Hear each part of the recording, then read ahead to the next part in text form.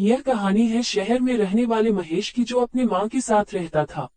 उसके पिताजी के गुजर जाने के बाद उसके घर के आर्थिक संतुलन खराब हो गया। उसकी मां दूसरों के घरों में पोछा और झाड़ू लगाने का काम करती थी। उससे जो भी 4-5 पैसे मिलते थे उससे वो अपना घर चलाती थी। महेश दिन भर अपने दोस्तों के साथ घूमता और पार्टी करता रहता था। वो दिन भर घर से बाहर रहकर अय्याशी करता और जुआ खेलता। धीरे धीरे वक्त बीतता चला गया और उसकी माँ बूढ़ी होती चली गई। उसकी माँ रोज महेश को कहती, बेटा तू अपने लिए एक अच्छी सी जॉब कर ले। लेकिन माँ की बातों को वो नजरअंदाज कर देता। एक दिन की बात है कि महेश की माँ की तबीयत काफी ज्यादा खराब हो गई। उस दिन वो किसी के घर काम करने नहीं गई। घर में पैसा न होने की वजह से महेश अपनी माँ का इलाज न करा पाया, जिससे उसकी माँ की तबीयत दिनों दिन खराब होने की वजह से वो मर गई। महेश को समझ नहीं आ रहा था कि वो क्या करे, क्योंकि उसकी माँ के गुजर जाने के बाद वह अकेला पड़ गया था। उसके पास रहने के लिए तो घर था, लेकिन खाने के लिए कुछ भी नहीं।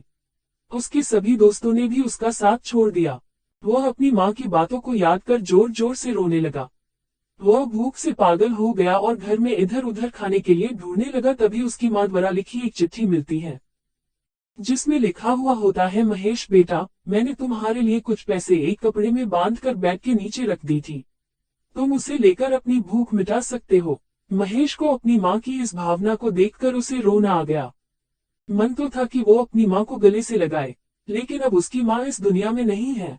मोरल, दुनिया में एक माँ ही ऐसी है जो अपने बेटे को बिना किसी स्वार्थ के प्यार करती है। इसीलिए दोस्तों, अपने माँ का दिल कभी न दुखाए, क्योंकि वो माँ आपके लिए जान से भी ज्यादा चाहती है। इसीलिए उनकी सेवा किया करो, क्योंकि इस जैसा स्वर्ग कहीं नहीं मिलने वाला। कौन कौन अपने माँ से ज्यादा प्यार करता है, हमें अपने कमेंट के माध्यम से जरूर बताएं। हमें कमेंट करके बताएं कैसी लगी आपको ये कहानी।